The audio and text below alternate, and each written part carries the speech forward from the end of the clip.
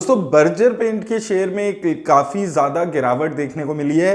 841 का इसका share price हुआ करता था, जो गिर के अभी 600 रुपए से भी नीचे आ चुका है। तो काफी सारे लोगों के सवाल आ रहे हैं कि अभी इस शेयर में क्या करना चाहिए, कैसे इस कंपनी के नंबर्स दिखते हैं। तो इस वीडियो में हम डिटेल में बात करेंगे, इस कंपनी के बारे में बात करेंगे, फंडामेंटल्स इसके देखेंगे और फिर हम बात करेंगे कि क्या ये एक अच्छी अपॉर्चुनिटी हो सकती है इस कंपनी में पैसा लगाने की। तो आइए दोस्तों चलते हैं और देख लेते हैं ये वीडियो। तो दोस्तों वीडियो में आगे बढ़ने से पहले अगर अभी तक आपने अपना डीमैट अकाउंट नहीं खुलवाया है तो लिंक डिस्क्रिप्शन में मिल जाएगा, आप जाकर खुलवा सकते हैं। आज दोस्तों हम लोग बात करने वाले हैं बर्जर पेंट्स की, डिटेल में थोड़ी हम बात करेंगे।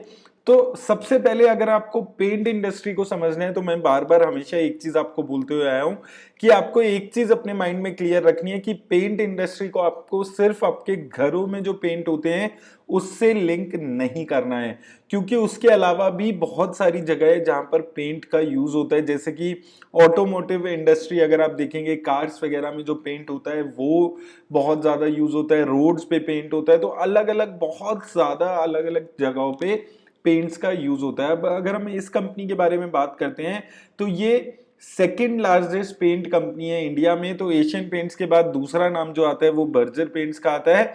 फोर्थ लार्जेस्ट पेंट कंपनी है एशिया में और सेवेंथ लार्जेस्ट कंपनी है वर्ल्ड में। तो बहुत बड़ी कंपनी है ये भी अपने आप में। और अगर आप देखेंगे इसका जो 80 to 85% टॉप लाइन है वो डेकोरेटिव पेंट से आता है और बाकी जो बच जाता है वो इंडस्ट्रियल सेगमेंट से आता है। तो अगर आप यहां पर देखेंगे, जैसे कि मैं आपसे बात कर रहा था इंडस्ट्रियल सेगमेंट में Tata Motors, Ashok Leyland, M&M, hero MotoCorp, ये जो कंपनीज हैं ये बर्जर पेंट्स का ही पेंट यूज करती है अगर इनको जो भी कार्स में लगाना होता है। तो अगर ऑटोमोबाइल कंपनीज अच्छा करेंगी तो उसका इम्पैक्ट पेंट कंपनीज पे भी आएगा। तो ये पेंट कंपनीज बेसिकली इनकी ग्रोथ जो है वो इकोनॉमी की ग्रोथ से बहुत ज्यादा कनेक्टेड होती है। तो उस चीज को आपको यहाँ पर समझ कर चलना है। और ये कंपनी अभी कैपेसिटी यूटिलाइजेशन में भी काम कर रही है, एक्सपेंशन पे काम कर रही है कैपेसिटी के, वहां पर भी यहाँ पर काम चल रहा है। अब दिक्कत क्या हो रही है इन्वेस्टर्स के लिए कि इसके शेयर का प्राइस अगर आप देखेंगे एक टाइम पे 854 रुपीज के आसपास पहुंच गया था, जो अभी गिर के 590 के आसपास इस वक्त यहाँ पर ट्रेड कर रहा है। तो ऐसा क्यों हो रहा है और आने वाले टाइम में क्या यहाँ पर असर रह सकता है, इन सब चीजों पे हम बात करेंगे। तो अभी देखिए एशियन पेंट्स का रिजल्ट आ चुका है, इसके साथ साथ कंसाई नेरोलैक का भी रिजल्ट आ चुका है, लेकिन बर्जर पेंट्स के रिजल्ट्स अभी नहीं आए हैं। लेकिन उन कंपनीज के रिजल्ट से एक चीज समझ आई है कि एक तो जो डेकोरेटिव कंपनीज हैं उनके बिजनेस में थोड़ा इंपैक्ट आया है और साथ साथ जो ऑपरेटिंग मार्जिन्स हैं वो भी कम हुए हैं। तो ये चीज का असर इसके बिजनेस, इसके जो रिजल्ट आएंगे उस पे भी आ सकता है। तो इसके शेयर में उस चीज को प्राइस दिन धीरे धीरे कर लिया गया है, क्योंकि एक इंडस्ट्री का आइडिया मिल जाता है जब भी एक दो कंपनीज के रिजल्ट आते हैं। और टोटल 4-5 कंपनी ही पेंट सेक्टर से हैं जो लिस्टेड है। तो उसके हिसाब से मार्केट जो बाकी जो पेंट कंपनीज होती हैं जिनके रिजल्ट नहीं आए होते, जैसे इंडिगो पेंट्स, बर्जर पेंट्स, इनके जो शेयर प्राइस है उस पे उसका मोटा मोटा इंपैक्ट यहाँ पर ले लेती है। तो आप अगर वैसे भी देखेंगे, जून तक के भी रिजल्ट इसके यहाँ पर देखेंगे तो आपको यही देखने को मिलेगा कि मार्जिन्स में गिरावट देखने को मिल रही है। उसकी वजह से जो नेट प्रॉफिट है वो स्टेबल हो गए हैं। अच्छा, दूसरी दिक्कत पेंट कंपनीज के साथ क्या आती है कि ऑलरेडी जो इनकी प्राइस टू अर्निंग रेशियो है वो बहुत ज्यादा है, क्योंकि 4-5 ही कंपनी है। तो आप देखेंगे गिनी चुनी यहाँ पर आप देख सकते हैं 4-5 कंपनीज हैं और इनकी जो प्राइस टू अर्निंग रेशियो है 60, 70, 80 इस लेवल्स पे इनकी प्राइस टू अर्निंग रेशियो चलती है।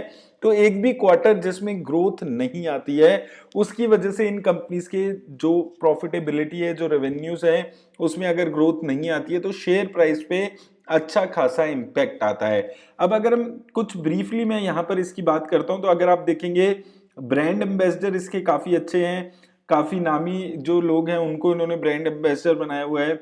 ये देखेंगे आप अक्षय कुमार, करीना कपूर, तो ब्रांड वाइज इन्होंने काफी अच्छा अपना जो ब्रांड है उसको लगातार मेंटेन किया है। लेकिन दिक्कत क्या आ रही है, दिक्कत पे अगर हम यहाँ पर बात करते हैं तो यहाँ पर आप देखेंगे जो मैं आपको बता रहा था ग्रॉस मार्जिन के ट्रेंड है, परसेंटेज वाइज गिरावट देखने को मिल रही है क्वार्टर ऑन क्वार्टर। उसका सबसे बड़ा रीजन है जो क्रूड ऑयल के प्राइसेस लगातार $90 के ऊपर चल रहे हैं। तो क्रूड ऑयल एक मेजर प्रोडक्ट है, इनका रॉ मटेरियल है जो पेंट बनाने में यूज होता है और जब तक क्रूड ऑयल के प्राइसेस लिमिटेड नहीं आते, आज से कुछ टाइम पहले तक $60-70 के चला करते थे, जो अभी बढ़ के बहुत ज्यादा यहां पर हो चुके हैं, तो उसका इंपैक्ट यहां पर इसके प्राइस जो मार्जिन है उस पे आ रहा है। तो वो चीज यहां पर आपको समझकर चलनी है। ओवरऑल देखिए कंपनी वाइज एक अच्छी कंपनी है, लेकिन पिछले 2-3 क्वार्टर से जो इसके प्रॉफिट है उसमें ग्रोथ नहीं आई है। दिसंबर 21 में देखेंगे 253 करोड़ के प्रॉफिट थे, और अगर आप जून में देखेंगे तो 254 करोड़ के ही प्रॉफिट हुए। तो बहुत ज्यादा ग्रोथ 2-3 क्वार्टर से नहीं आई है, क्योंकि मार्जिन में इंपैक्ट आ रहा है। तो उसकी वजह से कंपनी के शेयर प्राइस में लगातार गिरावट देखने को मिल रही है। ओवरऑल अगर आप कंपनी को देखेंगे, सेल्स ग्रोथ, प्रॉफिट ग्रोथ अच्छी है। 10 सालों में 12% की ग्रोथ है। अगर आप सेल्स की ग्रोथ की बात करते हैं, 3 सालों में 13% की ग्रोथ है। तो ग्रोथ वाइज अच्छा है, लेकिन अब यहां पर दिक्कत क्या आती है कि एशियन पेंट जैसी कंपनी जो है वो भी सेल्स ग्रोथ दिखा रही है 12 से 15% की 5 से 10 सालों में, और यहां पर ये बर्जर पेंट्स भी इतनी ही ग्रोथ दिखा रही है। तो जो प्रीमियम है वो एशियन पेंट्स को ज्यादा मिल जाता है, क्योंकि जो इन्वेस्टर्स हैं वो एशियन पेंट्स में इन्वेस्ट करके ज्यादा सिक्योर अपना पैसा फील करते हैं। वो एक दिक्कत इस कंपनी के साथ यहां पर आ रही है। ओवरऑल अगर आप इसको इंडिविजुअली जज करेंगे तो काफी अच्छी कंपनी है, रिटर्न ऑन इक्विटी अच्छी है, प्रॉफिट ग्रोथ अच्छा है, सेल्स ग्रोथ अच्छा है, लेकिन 3 सालों से इस कंपनी ने रिटर्न्स नहीं दिए हैं। अब अगर हम प्राइसिंग पे इसकी बात करें, अच्छा खासा ग्रोथ में यहां पर गिरावट आई हुई है, और अगर आप वैल्यूएशन वाइज भी देखते हैं तो 72 के आसपास का इसका प्राइस टू अर्निंग रेशियो चला करता है, जो गिर के अभी 60 के आसपास आ चुका है। हालांकि 60 भी अपने आप में हाई है, लेकिन जो पेंट सेक्टर है उसमें लिमिटेड कंपनी है, तो एक प्रीमियम ऑलरेडी स्टॉक मार्केट ने इसे दिया हुआ है, जिसकी वजह से 60 के आसपास प्राइस टू अर्निंग रेशियो है। 3 सालों में देखेंगे तो 85 का है, तो काफी कम यहां पर सस्ते में मिल रहा है। ओवरऑल अब 5 सालों में भी देखते हैं तो प्राइस टू अर्निंग रेशियो की जो वैल्यूएशन है उसके हिसाब से काफी लिमिटेड प्राइस पे ये कंपनी अभी मौजूद है। अगर हम इसके की सपोर्ट लेवल्स पे यहां पर बात करते हैं, तो आप अगर यहां पर देखेंगे 550-560 के आसपास एक की सपोर्ट लेवल्स हैं, अगर उनको ये तोड़ता है तो और फर्दर गिरावट इसके शेयर में देखने को मिल सकती है। तो आप अगर यहां पर देखेंगे 560 के लेवल्स हैं, इसके बाद अगर आप देखेंगे तो सीधा यहां पर आपको 500 से लेकर 450 के लेवल्स पे सपोर्ट मिलेगा। तो ये जो लेवल्स पे चल रहा है ये काफी अच्छा सपोर्ट है इन लेवल्स पे। इन लेवल्स को भी अगर ये तोड़ता है तो अच्छी गिरावट इस शेयर में आ सकती है। ओवरऑल जो पेंट सेक्टर है आपको उसको समझना पड़ेगा, 4-5 ही कंपनीज हैं। तो होता क्या है कि जो सबसे ज्यादा वैल्यूएशन प्रीमियम मिल रहा है वो अभी भी एशियन पेंट्स को मिल रहा है, क्योंकि वहां पर अर्निंग की विजिबिलिटी है, एक ग्रोथ लीडर है। तो वो चीज अगर आप यहां पर भी देखेंगे, सबसे ज्यादा price to earning ratio Asian Paints की ही यहां पर इस वक्त है।